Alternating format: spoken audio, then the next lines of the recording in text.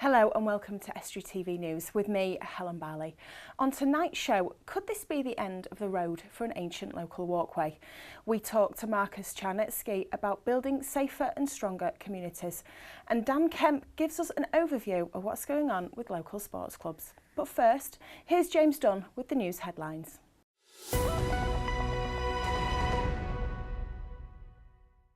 Hello, in the headlines today, residents show concern after the disappearance of young swans from a Grimsby pond, and locals show a real thirst for folk music and some tipple from the West Country.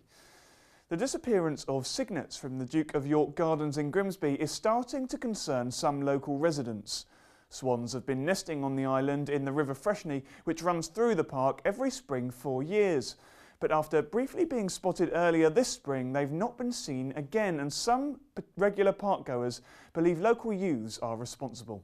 Jan Norris and Irene Layton are among the locals worried for the future of young swans in the area. People who live in this area that see the park have seen youths, young youths, climbing over the bridge there, getting round that gate, dropping down on the other side and causing havoc on the island. I have seen them. We caught about half a dozen youngsters, around about 8, 9, 10, on the island smashing all the eggs. Homicide police say the concerns have been recorded, but no action can be taken until they are certain a crime has been committed. Residents are encouraged to let police know if they do see anything. UKIP have dominated the European elections in Yorkshire and the Humber, as they have done across the UK. They got more than 14,000 votes in total, nearly double their closest rivals Labour, who finished second with just over 8,000 votes. An oil drilling company has unveiled plans to bore a temporary exploration well west of Biscathorpe. Egdon Resources UK Limited set out their plans for locals to see in the nearby Donington-on-Bain Village Hall. The site will replace a previous well east of the hamlet, which was withdrawn last year because of local objections. There had been some concern that the company may look to carry out fracking, but they say they have no plans to frack at the site now or in the future. There are no plans for fracking either now or at any point in the future in this location, and that's down to geology.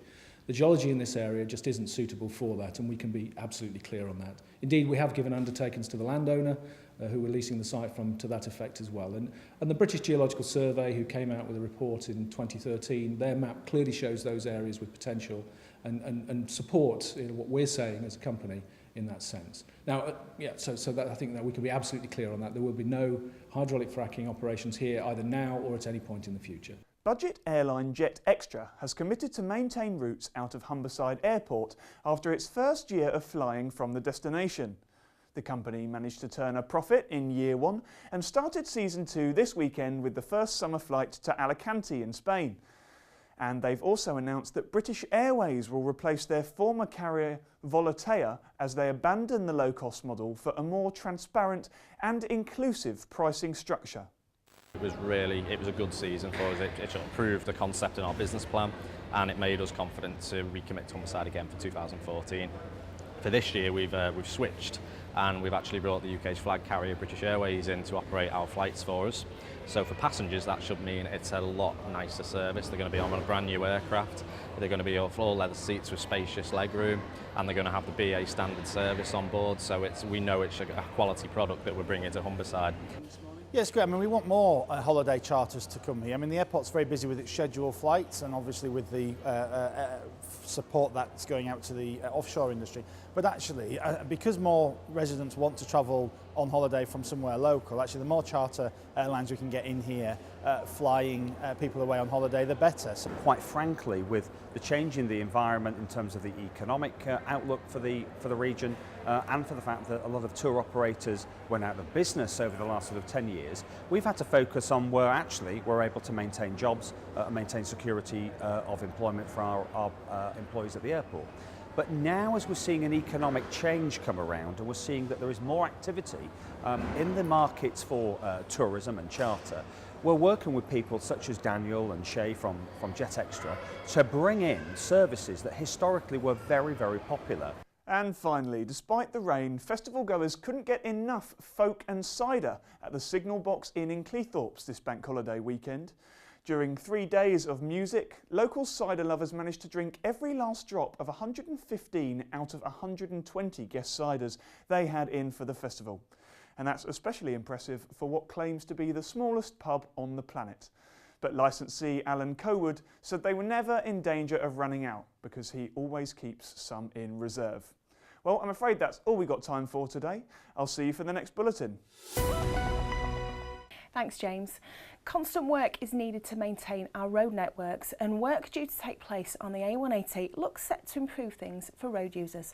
However, it will mean the long way round for walkers using a popular route that's been trodden since medieval times.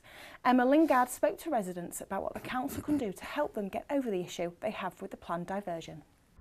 They've always walked this footpath. This ancient right-of-way in Stallingborough allowed residents access to the North Fleet, which in turn took them to the River Humber. I think children that have grown up in the village, particularly from the 50s and 60s, we all played around here. It was known to me as Mill Dam, and in medieval times, the original medieval village, there was a dam there. And the river, which runs alongside the footpath, is an ancient waterway and trading route to the original medieval village. So it would be a great shame to lose part of our ancient heritage. And this pathway has been in existence for 1,000 years and as a trading route. I feel there should be a pedestrian walkway at a safe part over the motorway so that the villagers can walk around it. Part of the path is threatened with diversion as it crosses the A180 interchange and pedestrians risk their life. It is very dangerous, and really when you think about it, they should have put in measures years ago to put an alternative footway either over or a tunnel underneath it so that they don't have to cross the motorway. So hopefully they may do this. North East Lincolnshire Council proposed to divert a section of it on the north side of the A180. In a statement, the council said, "The footpath in question forms part of the Nev Coal Way and crosses the A180 at the busy Stallingborough interchange. There's no formal crossing point or footway provision at the interchange, and traffic flow is set to increase once the new A18-A180 link road opens. We are proceeding with the work as part of the enabling works for the new link road. The proposed diversion follows a safer, more user-friendly route away from the interchange, while also maintaining the important pedestrian link between Stallingborough and Immingham." Now residents at Stallingborough will have to wait. And now, from walking over the dual carriageway to keeping watch over your street, here with me today is Marcus Charnetsky, who's from the Safer and Stronger Communities Partnership, who's here to talk to me about Neighbourhood Watch in the local area. Thank you very much for joining us today, Marcus. Much appreciated. Pleasure, Helen. Thank you very much. Can you tell me a little bit about the history of Neighbourhood Watch? How long ago did it begin? Sure. Neighbourhood Watch really started with a group of residents in America in 1960s. Okay. Basically, a car was being attacked, and you know how it is. You hear the stories this day and age. People come out onto their street or not because they're too frightened. So one guy was really upset by the response that he got, so he called his neighbours. And what happened is that the next time that it happened, he did a ring round, and rather than one person coming out and standing on the street looking at these people bashing up a car, 25, 30 neighbours all came out and just stood at their gates. And that was really where the origins of Neighbourhood Watch first started. Since then, it's become singularly the most effective crime prevention and community safety initiative in America, in Western Europe, and certainly in the United Kingdom. So it is proven that being involved in a Neighbourhood Watch area can reduce crime rates? Certainly. If you've got a Neighbourhood Watch group in the street where you live, although it's very high, you're likely to get burgled 1 in 35 times. Okay. But if you don't live in a Neighbourhood Watch group, that goes up almost 1,000% to 1 in 344 times. Now, what's the criteria? What do you need to be involved in a Neighbourhood Watch area? Good neighbours, friendship, trust and a little bit of communication. Fantastic. That's What's your job role? How are you involved within the Neighbourhood Watch? I'm basically I'm a sort of lead for safer and stronger communities. I work for Voluntary Action, North East Links, but very much entrenched inside the Safer and Stronger Partnership. So what I do is that I take on a kind of strategic guiding lead, but Neighbourhood Watch locally is led by the coordinators themselves. Right. There's 85 Neighbourhood Watch coordinators, all of them are volunteers, all of them are stalwarts of their community, very community minded, looking after other people. Okay. And my job really is to encourage them, guide them and allow them to build Neighbourhood Watch in the way in which it's growing. And does it involve home visits? Do you go and visit any of these Yeah, homes? I do a lot of home visits. When new groups start up, I go and home visit that particular person who's likely to be the coordinator or the person who's stood up to lead that particular group.